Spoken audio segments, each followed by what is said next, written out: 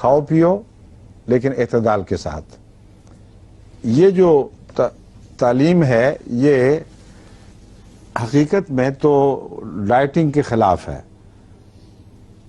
وہ جو لوگ ڈائٹنگ شروع کر دیتے ہیں اس کا قرآن کریم میں کہیں کوئی حوالہ نہیں ہے. روزے کا ذکر تو ملتا ہے اللہ کی خاطر، لیکن پتلے ہونے کی خاطر بھوکے رہنے کا قرآن میں کہیں کوئی ذکر نہیں. ذکر ہے تو لا تسرفو کا ہے، اور اس سے اچھی ڈائٹنگ کی کوئی تعلیم دنیا میں ممکن نہیں جو صحت کو قائم رکھتے ہوئے جسم کو مناسب رکھتی ہے. حضرت صلی اللہ علیہ وآلہ وسلم نے اسی آیت کی تفسیر میں غالباً یہ بات فرمائی، اگرچہ اس کا حوالہ ویسے نہیں دیا، کہ کھانا کھاتے وقت اس وقت ہاتھ کھینچ لو جب ابھی بھوک باقی ہو.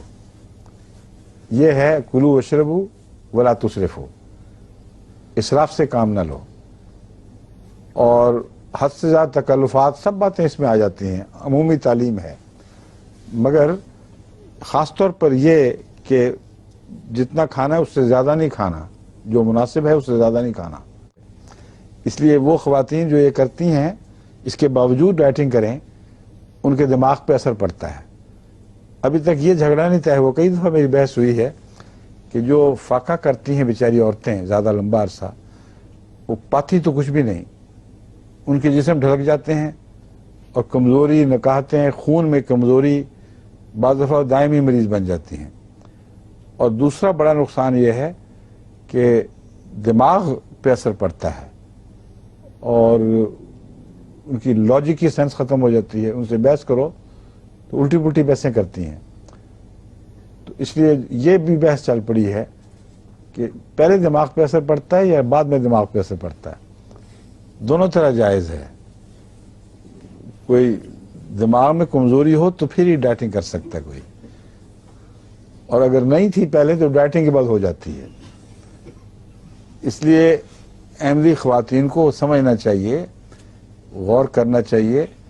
یہ حکمت کی بات ہے کہ اگر آپ ہاتھ کھینچ کر کھانا کھائیں جب بھوک کبھی پوری میٹھی نہ ہو تو جتنی آپ کی ضرورت تھی وہ آپ کو ملے گی اور ضرورت سے زیادہ چربی نہیں چڑھے گی. لیکن اپنی زندگی کو فعال رکھیں.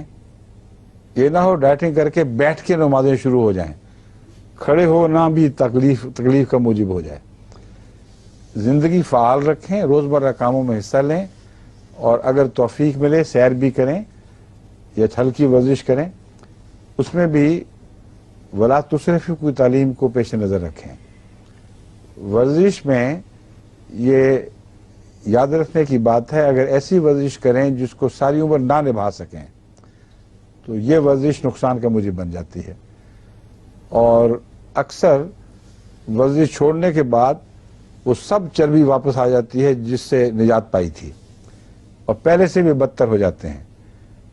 بس ورزش میں بھی اسراف نہیں کرنا، ہلکی رکھیں مگر اتنی جس کو آپ مینٹین کر سکیں، اس کو نبھا سکیں آخر تک. اور زندگی کی عادات ایکٹیو بنائیں، چستی کے ساتھ اٹھنا، چستی کے ساتھ پھرنا، اور ڈھیلا ڈھالا مصیبت سے اٹھنا جو ہے اس کی عادت نہ ڈالیں. سونے کا بھی اعتدال کرنا پڑے گا، تب جو جسم ہے وہ بہترین جسم ہے. اور آخری بات اس میں یہ کہنے کی ضرورت ہے کہ جسم کا موٹا ہونا ضروری نہیں کہ بدصورتی ہو، بالکل غلط ہے. جسم کا فلفل ہونا، چربیاں لٹکیں یا کھال لٹک جائے، ایک ہی بات ہے. وہ ہے جو بدصورتی کا موجب ہے، اور وہ ہے جو کسی مرد ہو یا عورت اس کے حسن میں کمی پیدا کرتا ہے. اگر جسم توانا ہو، فرم ہو، تو موٹے بھی اچھے لگتے ہیں،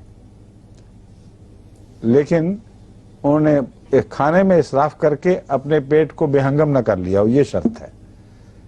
اس لیے وہ لوگ جن کو انفیریورٹی کمپلیکس نہ ہو وہ موٹاپے میں بھی بہت خوش بھی رہتے ہیں اور اچھے بھی لگتے ہیں، اور ان کو ہمیشہ اعتماد رہتا ہے کہ ہم باعث کشش ہیں. جو چیز مارتی ہے وہ انفیریورٹی کمپلیکس ہے، یہ احساس کمتری کہ ہم ذرا سے موٹے ہو گئے اب کیسے لگیں گے. ہر وقت جو لوگوں کو دکھانے کے لیے بنتے ہیں ان کی کوئی بات بھی صحیح نہیں رہتی. ہر کل ٹیڑھی ہو جاتی ہے. اس لیے خضوع زینتکم کا تعلق خدا نے مسجد سے باندھ دیا اور اسراف کا تعلق بھی مسجد سے باندھ دیا. مراد یہ ہے کہ اگر تم اللہ کی نظر میں ٹھیک رہنے کو اپنا مدعا بنا لو تو پھر دنیا کی کچھ پرواہ نہ کرنا. اگر تم خدا کی نظر میں ٹھیک رہو اور تمہاری زینت اللہ کے حضور درست ہے تو یقین کرو کہ تم اعتماد کے لائق انسان ہو. یعنی تمہیں اپنے نفس پر اعتماد کرنا چاہیے اور تم ٹھیک ہو. پھر توہمات میں پڑھ کر اپنی زندگی برباد نہ کرو.